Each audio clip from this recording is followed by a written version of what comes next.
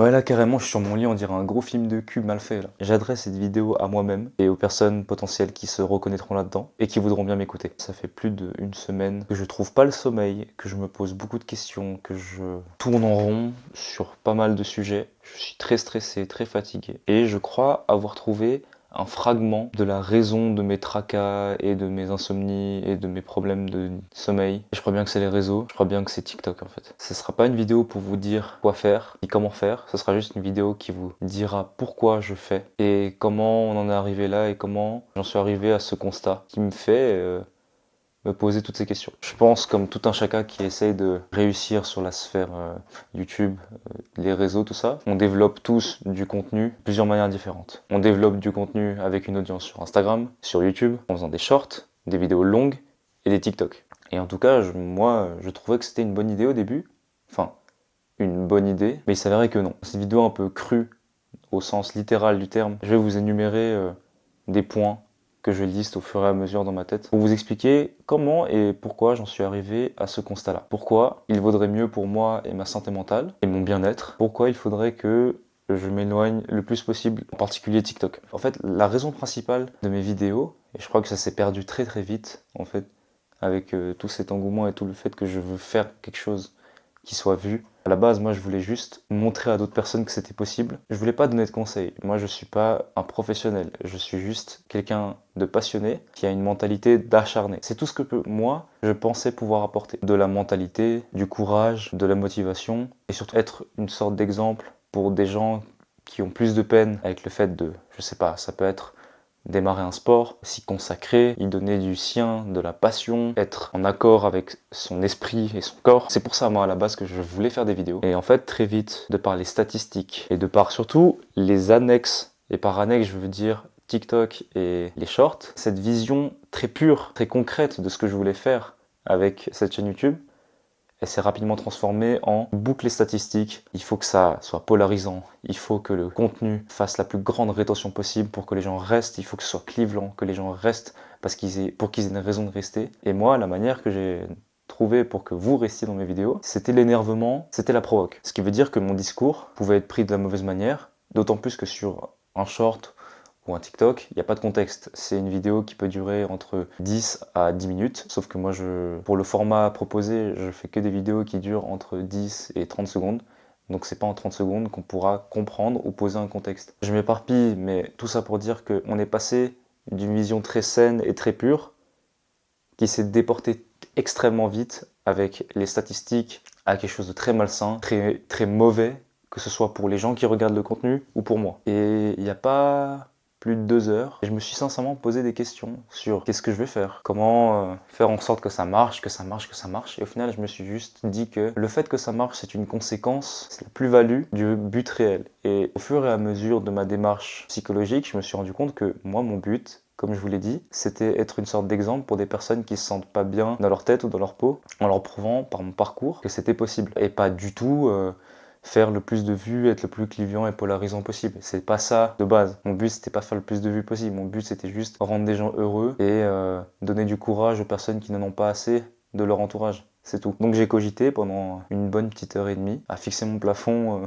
dans le noir comme ça en essayant de trouver le sommeil. La conclusion elle est claire. La première étape, pour moi, mon premier segment qui va me permettre déjà de m'alléger d'une grande charge émotionnelle, psychique et qui va me ramener petit à petit dans le rail de mon but originel, et c'est de totalement supprimer TikTok, que ce soit la consommation de vidéos ou le fait de produire des vidéos. Vous le savez tous, TikTok ça a un fonctionnement très malsain, dans le sens où les vidéos qui ont marché, soit c'est des vidéos très bêtes, des vidéos très rapides, des vidéos très choc, beaucoup on balance des informations, des concepts ou dans d'autres cas, des choses très énervantes, mais dans le sens où on aura envie de rester parce que cette personne nous énerve.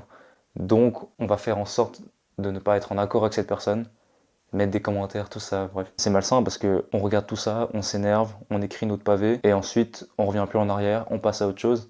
Et ça pendant des heures et des heures et des heures. Et honnêtement, il y a aussi de ça. Hier soir, j'ai scrollé sur TikTok pendant 4 heures. De minuit à 4 heures du matin, j'ai scrollé sur TikTok. Je sais pas si tu te rends compte derrière ton écran d'à quel point 4 heures c'est long. Ces 4 heures, ça aurait pu être du sommeil pour moi, pour que je me sente mieux. Et si on les avait mis au milieu de la journée, ces 4 heures que j'aurais pu passer avec les gens que j'aime, accorder plus de mon attention, plus de mon temps, plus de ma concentration aux activités que j'aime. Mais non, à la place, j'ai préféré, en tout cas, une partie de mon cerveau a préféré prendre ces 4 heures, les mettre dans un écran et me les scotcher. C'est tout, c'est horrible et rien que d'y penser, ça me fait extrêmement peur en fait. Et je me suis aussi rendu compte d'un autre truc avec ce réseau, c'est que depuis le début, mais pas tout à fait en fait, il y a une petite nuance. En fait, j'ai jamais aimé faire du contenu sur TikTok.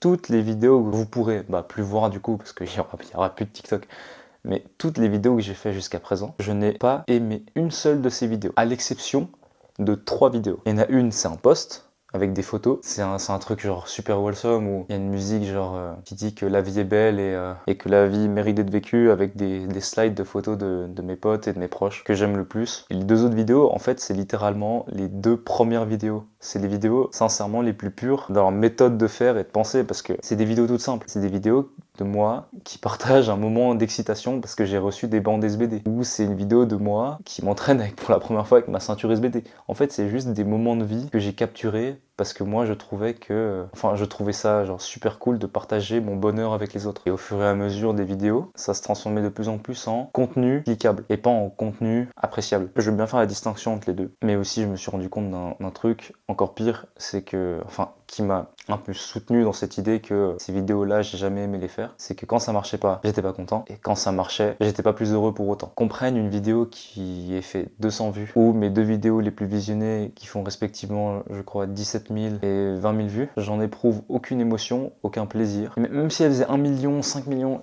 le simple fait de me dire qu'une vidéo pareille puisse susciter l'attention d'autant de personnes, ça me rend triste, ça me rend pas plus heureux. Surtout, j'ai pas envie que ce soit ce genre de contenu qui soit mis en avant. Moi, l'exemple parfait, ce serait un contenu pur. Par pur, j'entends qui soutient mon idée de base, qui était d'encourager les gens à réaliser ce qu'ils veulent faire. Ça, c'est un contenu où je serais heureux de voir grandir. Mais pas une putain de vidéo où je dis que si tu mets pas plus lourd, t'es une merde. Ça, c'est n'importe quoi. Je pense sincèrement que c'est la pire vidéo que vous ne pourrez plus visionner du coup, mais qui serait visionnable. C'est le truc le plus provoquant, le plus méchant.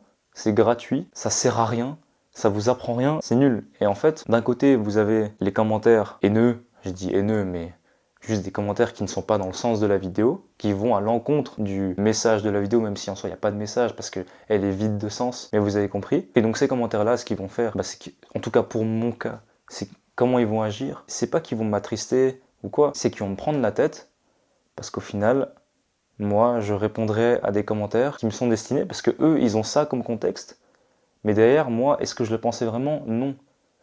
Donc ça veut dire que je vais devoir répondre à des gens sur une vidéo où même moi, c'était pas quelque chose de naturel. Et de l'autre côté, t'as des gens qui vont donc relate, approuver mes propos, encore une fois sur une vidéo sans contexte, mais ça va pas me rendre plus heureux pour autant, dans le sens où je vais trouver ça encore même plus con, parce que je me dirais que ces personnes-là vont approuver un mode de pensée sur une vidéo qui dure 10 secondes. Et le pire, c'est que ces commentaires-là vont influencer par les repartages, les republications, et le référencement TikTok, ça va inciter d'autres personnes à faire de même et à se blesser. Et en fait, là, c'est une grosse remise en question parce que je répondais à des commentaires et tout en disant oui, nanana, tu peux le faire.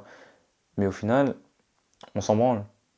Cette vidéo, c'est de la merde. Donc ça, c'est un des autres points pour lesquels je trouve sincèrement que c'est le pire réseau social qui puisse exister. Bien sûr, il y a des bons côtés, des gens ont réussi à lever des cagnottes pour sauver des animaux, il y a des gens qui ont réussi à retrouver des personnes, il y a des gens qui ont pu réaliser leurs rêves grâce à cette plateforme. Mais c'est qu'une minorité, on n'en fait pas tous partie. Quand bien même moi j'arrête d'aller dessus, c'est pas pour autant que le monde va s'arrêter. C'est pas grave de quitter. Mais le plus grave pour moi, c'est quand même de me dire que je peux passer du temps sur TikTok alors que je suis avec les gens que j'aime. Et à la place d'être sur TikTok, je pourrais juste profiter du moment, de l'instant présent, profiter juste de la vie, Enfin je veux dire, j'ai 21 ans et je trouve le constat assez triste de me dire que ouais, j'ai 21 ans et je passe plus de ma moitié de ma journée à être sur mon téléphone, à regarder des vidéos, alors que je pourrais regarder les gens que j'aime autour de moi, vivre, je sais pas, ça me fait un peu peur. Tout ça pour dire que ce réseau social, pour mon cas, et encore plus aujourd'hui, m'a rendu plus mal que jamais. Et je pense sincèrement que ce soit pour vous